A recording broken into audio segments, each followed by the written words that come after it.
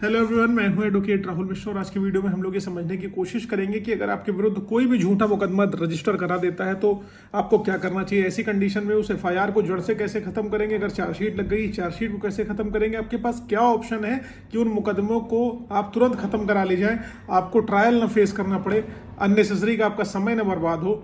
10 साल 10 साल 5 साल जो कचहरी में लगता है, कोर्ट में लगता है, उसमें आपका समय न बर्बाद हो, ना आपको वकील अपॉइंट करना पड़े, ये सारी की सारी चीज़ें हो और आपका पैसा बच जाए, समय बच जाए और टेंशन, सबसे बड़ी चीज़ मेंटल प्रेशर, जो मेंटल ट्रॉमा आप लोग झेलते हो मुकदमे लिख जाने के बाद, उससे कैसे निकले, डिटेल में बात करेंगे। लेकिन उससे पहले मेरी आपसे अगर रिक्वेस्ट है कि अगर आप लोग चैनल पर नए हैं या पहली बार आ रहे हैं या अभी तक आप लोगों ने इसे सब्सक्राइब नहीं किया तो प्लीज़ सब्सक्राइब करिएगा। और साथ ही साथ एक हम्बल रिक्वेस्ट और है, अगर आप मुझसे पर्सनली मिलना चाहते हो लखनऊ, दिल्ली, इलाहाबाद में, तो आप अपनी अपॉइंटमेंट शेड्यूल कराकर मुझसे मिल सकते हो। नंबर आपको डिस्क्रिप्शन में मिल जाने वाला है। देखिए दोस्तों, सबसे बड़ी बात क्या है कि अगर आपके विरुद्ध झूठी 376 की एफआईआर या किसी धारा में या 498 में या 354 में किसी भी धारा में अगर आपकी एफआईआर झूठी आपके विरुद्ध रजिस्टर हो गई और आपको लगता है कि एफआईआर झूठी है, आपके पास एप्रोप्रिएट एविडेंसेस हैं, सारे तथ्य मौजूद हैं जो साबित कर सके कि एफआईआर झूठी है, दरोगा जी ने आपकी कोई बात नहीं सुनी और सीधे सीधे एफआईआर रजिस्टर कर दी, आपके किसी एविडेंस को उन्होंने कंसिडर नहीं किया। अब उस कंडीशन में क्या है कि आप कह रहे हो कि साहब अगर एफआईआर रजिस्टर हो गई है तो पुलिस गिरफ्तार भी कर लेगी, गिरफ्तारी की तलवार लटक रही है, अब मुझे गिरफ्तारी से भी बचना है, एंटीसिपेटरी बेल में जाऊंगा तो मैं अपना क्राइम एडमिट कर लूंगा। एक तरीके से हो जाएगा कि मैंने एडमिशन दे दिया कि मैंने जो है कोई एक ऑफेंस कर रखा हुआ है। उस कंडीशन में मैं क्या करूंगा?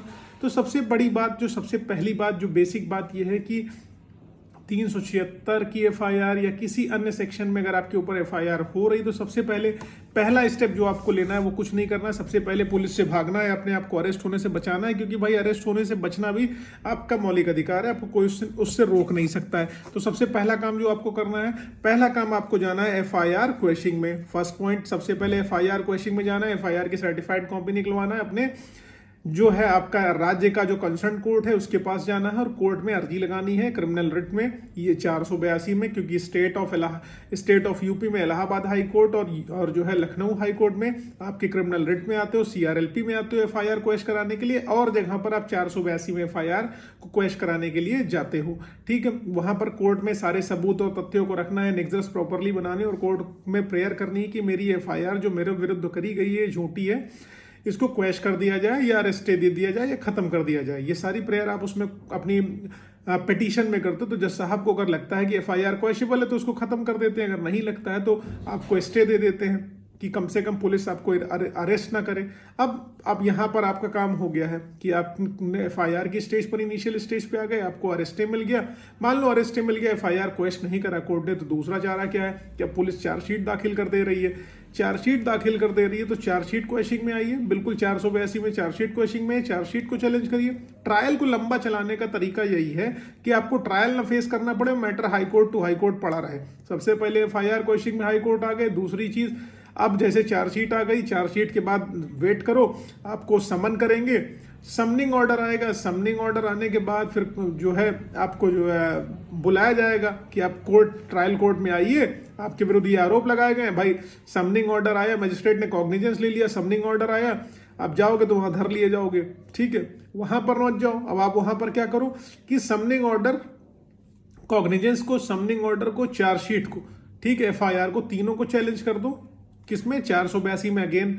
अब यहां पर आ गए, मैटर लटक गया, साल 1.5 साल 3 साल आपने खींच दिया। अगर आप जैसा चाहें वैसा डिले करनी है तो डिले कर सकते हो, और चलाने देना है तो चलाने देना है। ठीक है, आपने एफआईआर हुई, एफआईआर के बाद चार्जशीट चैलेंज कर दी, FIR, chargesheet, summoning order, cognizance, ये आपने चैलेंज कर दिया। अब यहां पर अगर आपका काम नहीं बना, ठीक है, हाई कोर्ट से, तो आप सुप्रीम कोर्ट जा सकते हो, ये आपके पास ऑप्शन अवेलेबल है। और एफआईआर क्वेश्चन की स्टेज में भी यही है कि आप सुप्रीम कोर्ट तक जा सकते हो। लेकिन अब चार्जशीट आप नहीं चैलेंज करना चाहते हो, आप सोच रहे हो कि अब मैं एक और स्टेप उठा लूं। मान लो चार्जशीट आपने चैलेंज कर ली, पहले सुन लो मेरी बात, अगर आपने चार्जशीट चैलेंज कर ली, चार्जशीट आपने चैलेंज करी, अब सुप्रीम कोर्ट तक गए, चार्जशीट नहीं खारिज हुई, ठीक, तब आपके पास ऑप्शन क्या है? आप डिस्चार्ज मूव कर दो नीचे। चार्जेस फ्रेम होने के पहले 227 में डिस्चार्ज एप्लीकेशन पड़ती है, 227 सीआरपीसी में डिस्चार्ज एप्लीकेशन मूव कर दो आप कि जो भी मेरे ऊपर चार्जेस लगाए गए वो सारे के सारे चार्जेस फॉल्स एंड फिक्सिशियस है, इनका वास्तविकता से कोई लेना देना नहीं है, सच नहीं है, मनगढ़ंत कहानी है। जो भी आरोप विपक्षी ने मेरे विरुद्ध लगाए, तो डिस्चार्ज एप्लीकेशन मूव कर दो, आपका डिस्चार्ज भी लंबा लटक जाएगा, उस पर आर्ग्यूमेंट होगा, जजमेंट होगा, दुनिया भर की चीजें होंगी, वो भी खींच दिया आपने 4-5 महीने लोअर कोर्ट में। अब डिस्चार्ज एप्लीकेशन भी अगर नहीं अलाउ होती है, ठीक है, तो आपके पास ऑप्शन क्या है, क्रिमिनल रिवीजन में 397 सीआरपीसी में क्रिमिनल रिवीजन में आ जाओ कि भैया हम डिस्चार्ज में गए थे, नहीं हुआ, वहां नहीं हुआ, हाईकोर्ट आ गए, हाईकोर्ट से फिर सुप्रीम कोर्ट चले गए। तो इस तरीके से आप चाहोगे तो 10 साल लटका दोगे। जब आपको लगेगा कि सजा होने की प्रोबेबिलिटी है किसी सेक्सुअल ऑफेंस में या किसी ऑफेंस में, और तब आप जो है इस चीज को कर लोगे तो आपको सजा होने में देरी हो जाएगी, तब तक विपक्षी कहाँ है और आप कहाँ हो पता ही नहीं चलेगा, है ना। तो इसलिए कोई भी ऐसी एफआईआर हो तो विपक्षी को रुला दो। पैसा तो खर्च होगा तुम्हारा, वकील साहब भाई पैसा लेंगे, लेकिन तुम्हारा पैसा खर्च होगा, लेकिन तुम बचोगे भी। अप्रोप्रिएट तरीके से अगर आप चीजें करेंगे तो definitely it is going to help. और अननेसेसरी का आप इधर उधर अपने दिमाग से करोगे तो कोई मतलब नहीं, क्योंकि जो लॉयर है, लॉयरिंग कर रहा है, उसने 10 साल पढ़ाई करी है लॉ की, और आप सोचो 1 मिनट में आप कहीं इधर उधर शॉर्ट्स देख लिए तो फिर आप एक्सपर्ट हो गए, तो then you are not going to be that, है ना। तो अप्रोप्रिएट जानकारी के साथ, अप्रोप्रिएट एविडेंसेस के साथ अच्छे लॉयर को मिलो, यंग एनर्जेटिक डायनेमिक लॉयर को मिलो, और आप अपनी चीजें बनवाओ और चीजें आपकी सही होंगी। उम्मीद है जानकारी पसंद आई, समझ में आई। अगर ऐसा कुछ है तो प्लीज वीडियो को लाइक शेयर सब्सक्राइब करना मत भूलना। फेसबुक इंस्टाग्राम ट्विटर पर अभी तक नहीं फॉलो किया तो प्लीज वहां फॉलो करना, लिंक आपको डिस्क्रिप्शन में मिलने वाला है। थैंक यू सो मच, जय हिंद।